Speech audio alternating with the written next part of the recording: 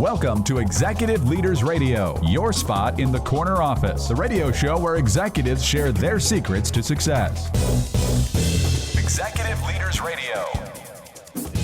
You're listening to Executive Leaders Radio. This is your host, Herb Cohen, with my co-host, Shannon Lane, Newmark, Ben Drummond, D2 Integrated Solutions, Matthew Shapiro, Obermeyer, and David Mastiangelo, M Group, as co-hosts. And I'm wondering, Matthew, can you do me a favor and give us a rundown of who's going to be on the show today?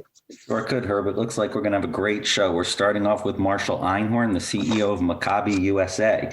After that, we have Michael Kelly, Principal, KCBA Architects, followed by Steve Wray, CEO of Myota. And we're wrapping up today with Matt Sigel, the Principal of Station Partners. Let's get to know our first guest, Marshall Einhorn, CEO of Maccabi USA. What is Maccabi USA? What are you guys up to, Marshall? Maccabi USA aims to engage the American Jewish community through sports, and one of the main things we do is send a 1,300 strong delegation to games in Israel that take place every 4 years. Where are you from originally? How many brothers and sisters? Where are you in the pecking order? Silver Spring, Maryland, just outside of Washington, D.C., and I'm the youngest of three boys.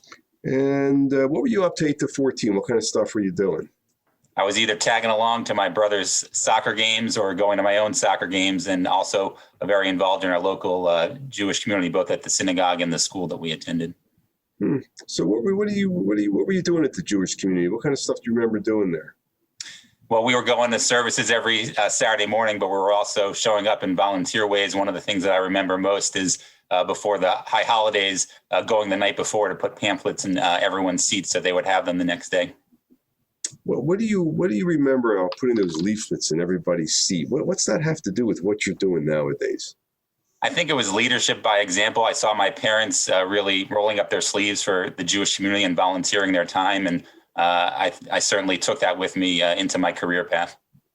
Interesting. Matthew? Marshall, you told us earlier that your friends when you were 14 wouldn't be surprised at what you're doing now. I'm curious, how would your friends who, when you were 14, describe you at 14? I think I was known as both an athlete and a leader at school. And so I think that combination led me to think that no one's too surprised to see where I am. How did that leadership show up when you were 14?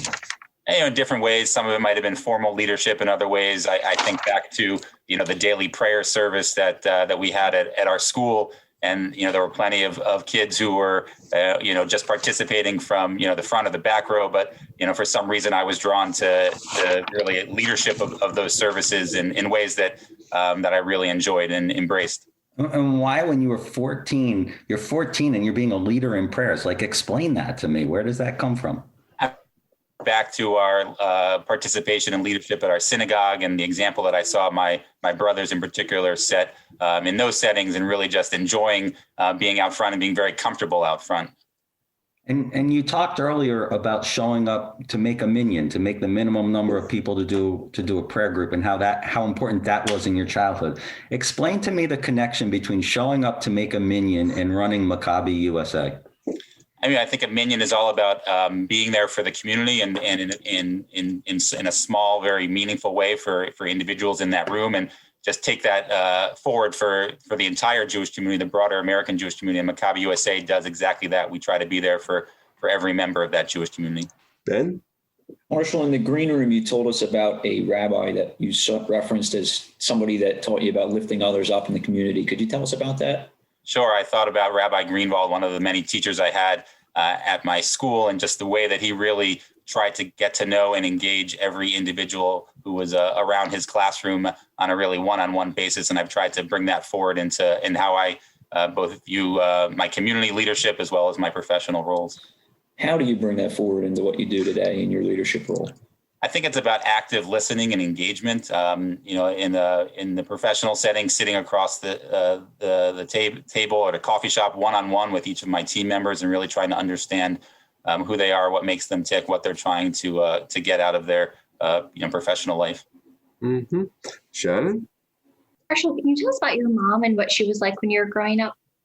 My mom was the only woman in a household of men, and sports was a big part of what we were about. Wasn't necessarily what she was interested in growing up, I don't think, but she very much saw sports as a way to engage us, whether on the sidelines of all of our games or following and cheering for the same professional teams that we took an interest in. And what did it mean to you as a kid when you were playing a sport and you looked over in the middle of the game and saw her there? I loved it. She was well known around our school for bringing pom-poms, blue and gold pom-poms, the colors of our school, on the sidelines, and being very vocal, both with those pom-poms and with cheers that she would yell out. And I loved it. It very much shaped who I was as an athlete and now as a parent. And what did you learn from your mom that you carry with you today? I think, showing up enthusiastically. She, throughout my childhood, had a full-time job, but managed to be there, again, on the sidelines at home for us. And I bring that both, forward as the leader and parent that I am, and in trying to create an environment at work that allows for that from the parents and non-parents aside to alike to have bring their full selves to what they do, and really try to create a supportive environment for that. David? Marshall, you were telling us a little bit about when your mom passed. Can you elaborate on that a little bit about what that has to do with your elevating others today? Sure. So my mom passed a few years ago, very suddenly. And, I think tying it back to what we talked about earlier about that minyan, that minimum of 10 people in order to have a Jewish prayer service. And for me, saying the memorial prayer for her 3 times a day for those first 11 months after she passed became a real important ritual for me as I dealt with her loss. And I think being there for other people, to me, I bring that concept forward, in various ways that they need, whether it's showing up for a minyan or in other ways to really value that. Sounds to me like your middle name is Community. Am I mistaken about that? Well, I joke that I technically don't have a middle name, and people are surprised by that. But I think that would be an appropriate one. I think, again, from growing up till now, community and the Jewish community have been just key aspects of who I am and who our family has been about, or what our family has really been about. Can I suggest a different middle name for you? Passion. I feel like you're all about passion and bringing passion into, right? You've described what you do as connecting your passions relating to Judaism and sports. Tell me how you bring passion to work. Like, they don't go together in my mind. Well, I've been lucky enough in the second half of my career to really be able to follow that passion. It's a thing that I think I was missing in the first half of my career, and I switched careers from the for-profit world into the nonprofit space, and particularly into Jewish communal service, and bringing that passion and being able to fuse my identity outside of work with my identity at work has really been the key aspect of the second half of my professional career. How do you bring that passion to the people who participate in Maccabi USA? Well, I mean, it's a wonderful mission-driven organization, and we're really trying to engage people through a passion that they already have through elite sports, and bring the Jewish piece of it into it. For some, they're already well connected to the Jewish community, but for many, it's something they know that they have in their lives, but they haven't really activated. So to be able to combine 2 passions into a single organization is really an amazing thing. Marshall, how does that passion enable you to be a good leader? I think people hopefully see that excitement and passion, whether I'm at work or on the sidelines of one of our tryouts this summer, and hopefully they feed off of that. And I think sports is just a great way. Sports in general, aside from me, is just an area where people bring their passions. And I think having an organization focused on sports and naturally brings that out in people.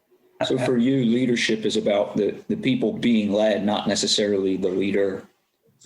Yeah, very much so. I think, dating back to when I was a kid till now, I've very much been about elevating others. That's why I love team sports, particularly soccer, playing midfield and distributing, being up at the front, but also knowing that you had responsibilities in the back end and running all over the place, and being part of a team was really important to how I developed as an athlete and as a leader.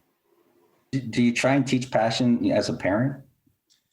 Yeah, I think, each of our kids, we have 3 kids, and each is a little different. Some naturally bring their own passion, and some you have to draw it out a little bit. It's amazing to see 3 people who can be so different coming from the same place, but very much so. And passion can be about their sports, about the teams that we root for, or about things outside of sports.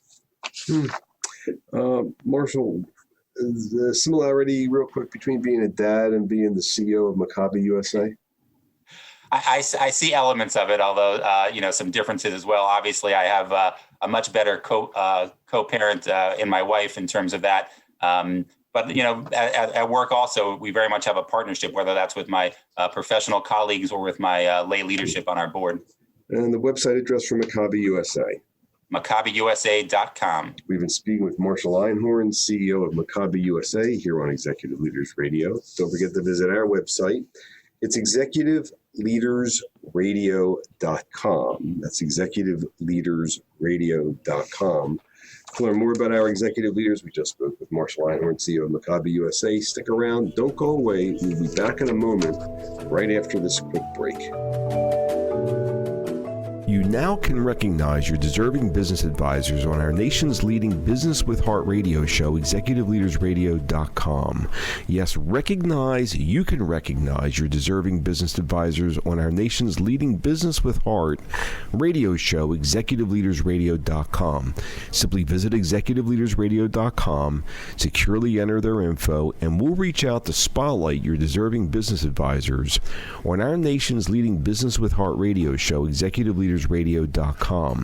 Don't wait. This radio and online social media and search engine exposure is quite valuable to your advisors. Yes, this radio and online social media exposure is free and quite valuable to your business advisors who deserve to be recognized. Visit executiveleadersradio.com now to nominate your deserving business advisors.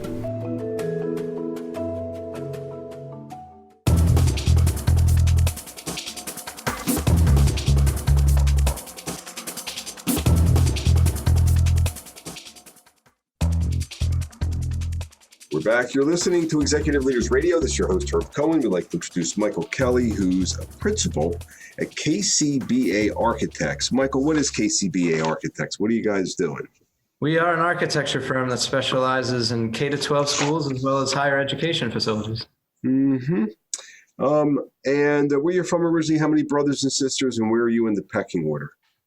Grew up in Allentown, Pennsylvania. I'm the oldest of two. I have a younger sister. Mm-hmm. And didn't you mention that when you were 7 years old, you had an interesting experience that may have given us an indicator of who you were when you grew up? Yeah, I was very involved in our church growing up, and it was a big part of our family. And it was a growing community, and they decided to build a large addition onto the church. They said after service, they said, hey, the architects are going to be here to show you the building. Come if you want. And I showed up, sat front row, asked questions for about 30 minutes. The architects at the end were going, who is this kid that just wouldn't stop asking us questions about the design? And it was just fascinating to me, and I really enjoyed it. Uh-huh. So we had an indicator of who you were working on schools back when you were 7 years old. Tell us a little bit about what you were up to 8 to 14, aside from that experience at 7. I grew up in a very musical home. Both of my parents were involved in music. My father was an instrumental music teacher. So it was lots of music and lots of sports. Mm-hmm. Ben? Mike, could you tell us more about the contrasting dynamic of sports and music in your childhood? Yeah, again, as my father was a teacher of music, he was very focused on that. There was always piano lessons and trumpet lessons. And, I saw that as a way to, get through that so I can get outside and go play baseball with my friends. So what was your interest in music? If you were really looking to get outside to play baseball, what were you doing with music? Yeah, the challenge there was I was really good at music and not as good in sports. So while you might have wanted to go outside, I certainly understood the value, and I did learn to enjoy the music part of my childhood and growing up. What did you enjoy about it?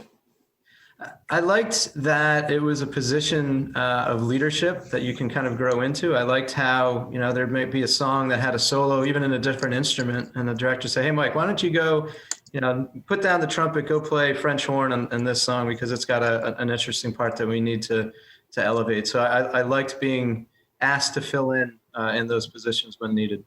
And what does that fluidness of creativity have to do with running an architectural firm? Yeah, well, architects, there's a lot involved in putting a building together. So and certainly running a business. So that type of diversity, I think, really helped, and understanding there's going to be times that you have to jump into a situation and help fix that design or help deal with things that are going on in the office. So that diversity was great. Shannon? Michael, who was someone outside of your immediate family that you looked up to as a kid? Well, my grandfather, I mean, that's part of your family. But my grandfather growing up was a big part. He was we grew up in the city. He grew up mainly in the farm and kind of had to show the city kid every time we visited what farm life was like and kind of put the teenage kid in his place. What did that mean to you that he took the time to do that? It meant a lot. And even back then, I understood the difference of understanding where he came from. And, he'd always ask, how old are you now? 16? When I was 16, I was in New Guinea. And kind of putting you in your place and understanding, hey, that's great. You have all these attributes now and all these things you can enjoy, but there's a lot of hard work and generations behind you that helped get you there. And when you're faced with a problem at work nowadays, what do you hear your grandfather telling you? Don't be afraid to jump in. Don't be afraid to lead that group, to listen to people as well. Architects are all very creative. So to listen to a lot of other people's thoughts and then take those ideas and try to implement them in the best way possible. Mm-hmm. Matthew? Mike, could you tell us a little bit about mom and dad? Yeah, both my parents, as I said, were music oriented. My mom's side of the family was the adventurous one. Camping, fishing, swimming, boating. We would do all kinds of different adventures, and it was always really fun. I think I carry that over to my family now. I was dragging my kids to different places all over the place. So are you more like your mom or your dad? I think I'm more like my mom in that sense. And how does that carry through to the way you run KCBA Architects? I think understanding a lot of different opinions of people. Certainly, just coming from the last year and a half that we had, trying to comfort a lot of different opinions and a lot of different concerns. Always listening, I think, was a big attribute that my mom had as well. That was important. Mm-hmm. David, what do you think? Mike, you mentioned in the green room, you were involved in the church, not only in the weekend, but during the week too.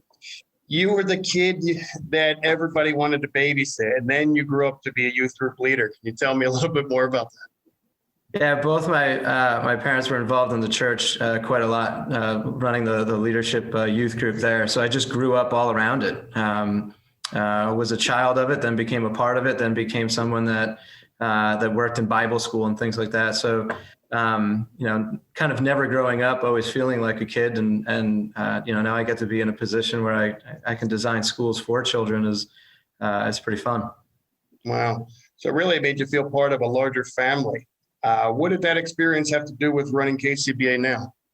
Yeah, the greatest part about our church was, we had a lot of good times, and at any larger groups, there's going to be tragedy along the way too. And seeing how that community came together in good times and in tragedies, you see that here. And we try to comfort our employees as best we can in good times and bad, and just be understanding when they may have family struggles or issues like that. So we're always trying to help and just be part of a bigger family. Mm-hmm. Mike, you talked earlier when you were 7 years old, you were sitting in the front row talking to the architect as they built the school addition to your church. I'm curious, do you remember when the building actually got built and you got to use it? Oh, yeah, I used to sneak in all the time because we'd have choir practice on Thursday, and I'd be 20 minutes late because I'm walking through the construction site where I wasn't supposed to be. I loved it. It was great. It was a firsthand experience of, not only the design, but the construction of it. It was fun to explore. And so I'm curious now, do you still like walking through the site, and do you go and visit the schools after the kids are using them? It's an incredible feeling. I mean, there's a lot of hard work and a lot of struggle, especially in public schools. Not everybody is excited about building schools sometimes. But when it's completed and you can walk through and see the look on the kids' faces, man, it's all worth it. Describe the look on those kids' faces. I remember working on a project recently that was pretty tough, and after every meeting you'd see kids walking around in schools. You're like, I'm doing this for you, and you're the reason I'm doing this. And when the building was completed and they got to tour the building, just the look of, wow, this is our school now. Where's all the brick that's falling down? Well, no, it's not falling down anymore. It's a much safer place for it. That's just a great feeling. Kind of propels you throughout your day. What's a well-designed school all about? What's the effect? What's that about? Well, I think in this day and age, safety obviously is the first step, and the safety of school design has changed throughout the years, but also a place that inspires students. When they walk in, they look up and go, wow, this is going to be a fun day. Or, man, I've got a little bit more room to explore in art and music. It's funny how we've done several projects recently that somehow always include a music room edition. And a lot of my colleagues are like, is your dad telling you need to be putting music editions on all these schools? But I just see it as, in a bigger space, in a better space, you can do more. So that kind of drives me to design those spaces, to remember what it like to feel as a kid to be in those rooms and go, if you got a little bit more space, a little bit more natural light into these spaces, man, your job there could be limitless. You mentioned when we were talking in the green room that you love working with schools. What else am I missing there? I think it's about places where people are going to have their memories from. And I started really in a love of church design because I had so many memories growing up in my church. So what are those spaces that we can design as architects that people are going to remember, their core memories from, that, 30 years later are going to be interviewed by a bunch of people saying, what did you remember as a child? Well, they're going to remember those spaces. And I think that's what I really like about the designs that we do. What is the website address for KCBA Architects? It's kcba-architects.com. Let me have that one more time. kcba-architects.com. We've been speaking with Michael Kelly, principal of KCBA Architects here on Executive Leaders Radio. Don't go away. We'll be back in a moment right after this quick break.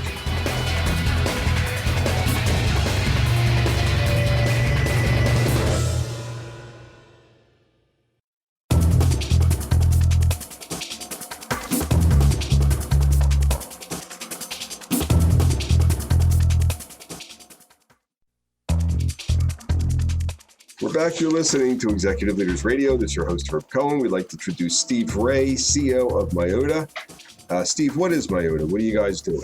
Myota is a platform for information protection and data security that renders data useless to attackers, ransomware, data breaches, etc. Mm-hmm. How large or how small is this company?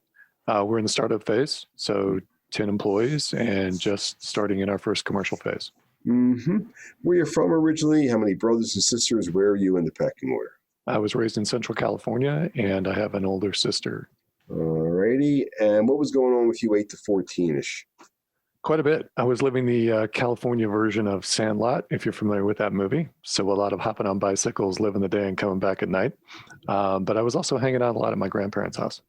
Mm-hmm. Why were you hanging out at your grandparents' house? We had a bit of dysfunction at home, some post-addiction issues related to my mother in particular, and it was a safe place for us to be kids. Mm-hmm. So you were hanging out, your mom had some addiction issues, you were hanging out with your grandparents, and you mentioned your grandmother was legally blind, but you learned a great deal from her. What was that all about? Yeah, Nana, as we called her, was a pretty amazing individual. Legally blind happened suddenly in her early 30s. And yet what I learned from her was that despite the fact that she was small in stature and obviously had a bit of a disadvantage, that she didn't let much stop her. She wasn't big into limitations. Well, what's that have to do with what you're doing nowadays? Well, if anybody who's run a startup would probably tell you, if you focus on the limitations as you're trying to bring a startup into markets that are very mature and well established, you're going to create your own headwinds. Mm-hmm. The market will create plenty of them. You need to fight through them. So how many businesses have you been involved with starting? I have never, quite frankly, been the person who I would tell you would start a business, with maybe a minor exception, but more someone who comes in at a stage where it's time to truly create a business, to mature it into. And how many times have you done this? 6 in total. Mm-hmm. Okie dokie. Matthew, please give me a hand. So I'm curious, if we go back 8 to 14, when you were dealing with those things that required some resilience and not having what you described as the typical California upbringing, who was teaching you, who was showing you how to take over a business and take it to the next level? Well, I think there was a couple of different places where I learned that, there were people who believed in me and therefore I could believe in myself perhaps more than I wanted to truly believe inside my head. My sister being the first, and then I just had the good fortune of several times through coaches and others really having those who would lift me up to help me see the potential that I had. And you told me before about, I think his name was Christian Visser. Tell me what he taught you. Yeah, Coach Visser was my one of my first soccer coaches, and he actually was a World Cup player. And if you know soccer well, you know that they're looking for wingspan and goalies. I was the smallest player on the field. Coach Visser told me it didn't really matter if you were willing to fight to keep the ball out of the goal. I want you to be my goalie. And what did that experience with Coach Visser teach you that you bring, well, now to Myota, but to all of the companies that you've run? Don't focus on your limitations. Focus on the possibilities. Mm-hmm. Shannon? Earlier, you mentioned that at a young age, when you were growing up in California, you were taught hard work. Who taught you that? I think it was ingrained in both sides of my family. Dust Bowl farmers were on one side, and folks who had lived through the Depression on the other. They had, a really positive outlook about hard work, created a good character. And so, I learned at a very early age that you woke up in the morning and put in a hard day's work. And what kind of work were you doing? I think my first serious job is kind of indicative of that. My father was in the floor covering business, and I worked in their warehouse unloading freight cars in 110-degree heat throughout the summer as my summer job. So those summer jobs that you had back when you were in California growing up, what did you learn from those experiences that you still carry with you today? Again, I think there is this idea of, determination and hard work pays off. It gives you a sense of resilience that, in my case, I've been able to leverage later in life. Mm-hmm. David? Eve, in the green room, you mentioned that sometimes as you were growing up, the parental roles were reversed. How's that connect to your maturing and growing Myota cybersecurity today? I think that's a great question, David. And realistically, I think I tend to look at the role of leadership as being a little bit more give and take because of my experience of going back and forth between being the parent and the child. I'm open to learning from everyone that I surround myself with, despite the fact that they may refer to me as the boss. And in return, what I expect to provide them is mentorship of my experience. Mm-hmm. Wasn't there something you mentioned that when you were in your 30s, you had an experience where you really found out what you could do or who you were? Yeah, Herb, I think that up until that point, I had been an individual contributor and had kind of, received my rewards and pats on the head for being a really solid individual contributor. I was in a large pharmaceutical organization, and suddenly the leadership turned to me and said, okay, we're doing a merger and acquisition, and it's going to be your division. And at first it was like, you must be kidding. But then ultimately they showed me the ropes. And again, mentorship became a very important part of that transition of my focus from being an individual contributor to someone who was in the leadership role. Mm-hmm. So you didn't know what you could do until somebody helped you appreciate what you could do, both with your coach, with the soccer, as well as here you are 31 years of age and they're handing you a division to run. Right.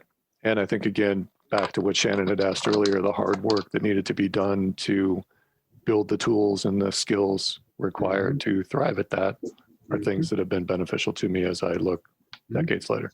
Ben? So Stephen, how young were you when you helped take things to the next level or reach their logical conclusion? I think it was in the early 30s. There are a number of things that at the time were in the pharma industry under a significant amount of change. And so I was asked to take over a unit, an innovation unit that was in many ways kind of unprecedented, and was given the full reins for it and was able to turn it into a really viable business component for that organization. So you have an experience and a track record, not necessarily of starting, but of taking over and kind of helping things evolve? Absolutely, yes. Got it. So Steve, who taught you to stay open to and identify serendipity in your life? It's interesting. I think my grandfather on my dad's side was amazingly good at that, and that he would always talk about this idea of, grab a broom. In other words, if there was a mess on the floor, don't look around for somebody else to do it. But at the same time, he had this openness to, there's a reason why you're standing there next to the broom. And so that there was a time and a place for you to do what you needed to do and take advantage of it. That's a great, it strikes me that serendipity, you're talking about it opening up so much, and yet what it's opening up is just sweeping the floor in the example, right? Like, yeah. But, embrace the moment. If something needs to be done, do it. There's a reason. Stephen, could you tell us about the word resilience? Your life story embodies resilience, and also your company's website has resilience on the homepage. What does that mean to you? As it relates to the company, I think it's something we can all probably relate to, right? We used to think of cybersecurity as something that happened to other people in terms of attacks, right? It happens every 10 seconds to a US business right now. So the focus has gone from trying to avoid attacks to trying to withstand an attack, and that's resilience. On an individual level, I think over the last 20 months, we've all had to up our game in terms of resilience on a variety of different levels. And it's a characteristic that this generation, I think, is going to have in spades, as we've had to try to find, how do we persevere through challenges that were unprecedented. Steve, you've identified the importance of mentors in your life, and I'm confident that you mentor people. Tell me, as a mentor, what do you get out of it? What I get out of it is actually somewhat like what I'll give you a perfect example, Matthew, if you don't mind. For 20 years, I coached baseball at a variety of different levels. The best thing I hear is not, gee, I remember when Johnny hit a home run in that game, on the Little League field. It's when I walk into the local Wawa and Johnny is 6'3" and standing there and turns around and goes, "Hey, Coach Wray, do you remember?" And then tells me what they're doing right now in their life. That's what mentorship's supposed to be about, is helping somebody believe through their experiences that they have a pathway to do what's within them. Stephen, what's the website address for Myota? Myota.io. How do you spell that all? MYOTA.io. We've been speaking with Steve Wray, CIO of Myota, here on Executive Leaders Radio. Don't forget to visit our website. It's executiveleadersradio.com to learn more about our executive leaders. Executiveleadersradio.com to learn more about our executive leaders. Please stick around. We'll be back in a moment right after this quick break. Recognize your deserving business advisors on our nation's leading Business with Heart radio show, Executive Leaders Radio. Yes, you can recognize your deserving business advisors on our nation's leading Business with Heart radio show, executiveleadersradio.com. Simply visit executiveleadersradio.com, securely enter their info, and we'll reach out to spotlight your deserving business advisors on our nation's leading Business with Heart radio show, executiveleadersradio.com. Don't wait. This radio and online social media and search engine exposure is quite valuable. Yes, this radio and online social media and search engine exposure is quite valuable to your business advisors who deserve to be recognized. Visit executiveleadersradio.com now to nominate your deserving business advisors for free exposure.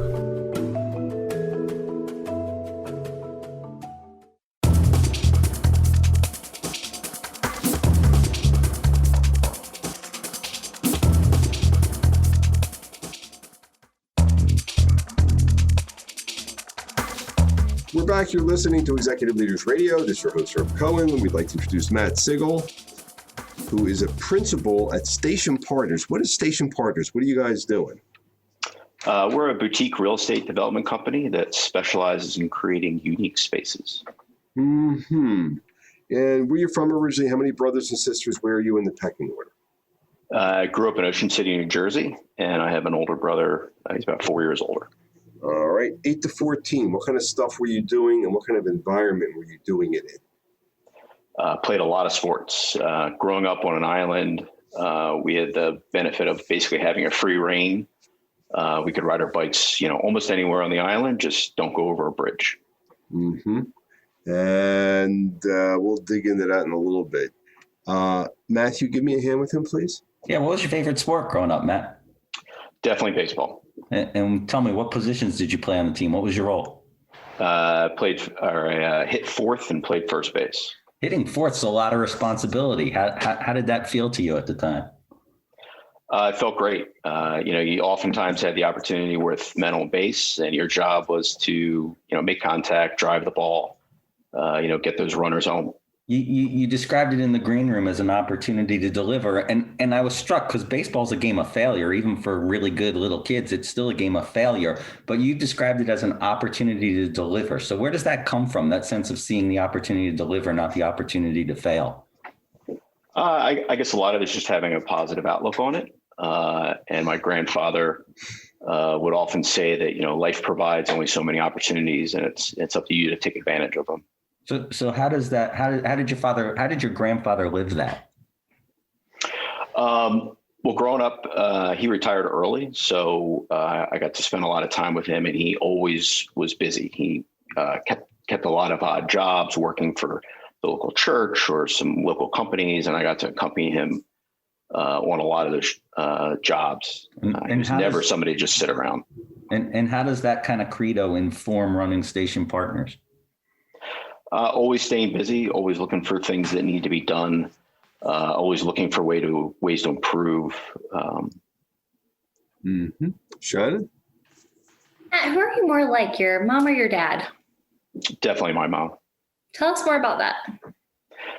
She was a nurse, and she worked a lot of nights. So, even though she worked full time, we always got a sense that she was around. We would, she would leave for 7, get home at 7 o'clock. So she might be sleeping during the day, but she was always there for us. I feel like that, must say something about the way her presence amongst you guys and the way she handled herself in the family. That she was always around, even though she was always working, or. Yeah, she was definitely, kind of the rock of the family. She was always there if we had an issue or a problem. It was felt very fortunate having my mom. And what did you learn from your mom that you carry with you into work nowadays? Work ethic, definitely caring for family and close friends as well. Mm-hmm. Matt, what was it like growing up in Ocean City, a vacation town? Yeah, it was a place where it was very, just had dichotomy between the summer and the winter. In the wintertime, it was a very small community, very small town. You knew everybody. It was maybe 16,000 people, and then in the summertime, it would go to 200,000 people. So it was a very large community in the summer. How young were you when you gained perspective on the real estate market? Pretty young. We moved within the island, and when we sold our first house, we sold it for $225,000, and 2 years later traded again for $450,000. What did that experience teach you that you bring to work today? The cycles of real estate, the ups and the downs. At this point in my career, I've lived through 4 of them, and trying to take knowledge and bits and pieces from each of those and try to stay grounded in what the fundamentals of real estate are. Mm-hmm. David? At what age did you begin envisioning the uses of space, and with who? I spent a lot of time with my mom. She enjoyed walking through spaces, whether it was other houses or buildings or malls, of talking about what was there, what was done well, what should it be, and I carried that through to today of constantly looking at space and trying to figure out what it should be, not what it is. Great. One more quick question, Matt. Your everyday family today, your wife and your 3 kids, how do they play a part into your everyday with Station Partners? They definitely keep me grounded. My wife is never shy about telling me when I'm getting a little off base on something. We have 2 older children, a 17 and a almost 15-year-old. And then recently our youngest son is 3. So we've kind of had to start over again in some ways. And it's just been an amazing experience. That's really what you do too with Station Partners. You find spaces and start over with the space, right? Yeah, that's a great analogy. We were very lucky early on in our company that we bought a large project in Ambler and spent 3 years redeveloping it. It's a 10-building complex and bringing new life, new energy. What was, when we bought it, a pretty dead property. We now have over 500 employees coming to work here. And when you re-envision spaces, are you creating now what you envision, or are you working with clients and customers to create a space? It's definitely a team approach. We've intentionally keep our company very small and nimble, so we don't have a lot of overhead. So we assemble, the architect, the civil engineer, the MEP engineers. So where did you learn to be able to listen to the team to come up with the idea for the space, right? Where does that come from? I had very good mentors early on in my real estate career. And I was just like a sponge early on and just wanted to learn every aspect of real estate, whether it's accounting or development or construction or property management, and just take as much as I could and now find ways to give back doing that to others as well. You mentioned when we were speaking in the green room that, don't forget to mention your wife and 3 kids. And then you mentioned, you're constantly looking to be a better person. What do you mean by that? I spend a fair amount of time, thinking about, who I am, what I'm doing. Is it what I want to be? And how to improve. And I think a lot of that came from my mom, my grandfather. What came from your mom and grandfather? What are you talking about? Just that desire to be honest with yourself about, who you are, what you're doing. How do you know if you're being honest with yourself? Well, sometimes you think you are, and it takes a comment from your wife or one of your kids to you allow yourself to be regulated by others. No, but I listen to what other people say about what I'm doing, and sometimes I disagree, and sometimes I say, you know what, I am doing good, but it's still good to have that internal discussion with yourself. So both in terms of personally as well as in business, you like collecting other people's opinions. It's very important, but at the end of the day, you're making the decision about what to do. You can't pass that responsibility on to others. If it's, if you're in charge of that project, it's your call. You have to accept responsibility for it, but it is important to have other people's opinions as well. Are you doing this business for you or for your family? I guess a little bit of both, because I'm doing what I absolutely love to do. I've never, professionally been in a better place, which I think that just puts me in a much better place at home. In the past, that wasn't always true. I wasn't always happy at some of my past jobs, and I'm one of those people who can't just leave it at work. I bring it home. So, the happier I am at work, the happier I am at home. Mm-hmm. Mm-hmm. And what's your wife bring to the party? We actually met at work at one of my first jobs. So she is has a real estate background. So, she has some pretty strong opinions about as well. But, it's been an amazing 18 years. Hope I got that right. And I wouldn't have changed it for anything. What's the website address of Station Partners? Station-partners.com.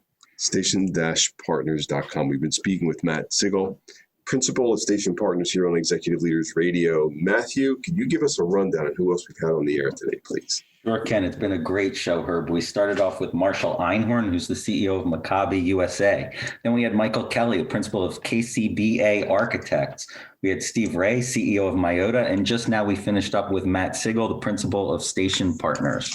I would like to thank my co-hosts, including Shannon Lane from Newmark, Ben Drummond, D2 Integrated Solutions, what an instinct, Matthew Shapiro, Obermeyer, and David Massiangelo, M Group, for giving me a hand structuring the questions, hopefully providing our listening audience an educational and entertaining show. I'd like to thank our listening audience for listening. Otherwise, we wouldn't have a radio show. Don't forget to visit our website, executiveleadersradio.com. To learn more about our executive leaders, it's executiveleadersradio.com. Thank you for joining us today, and have a nice day. Bye-bye.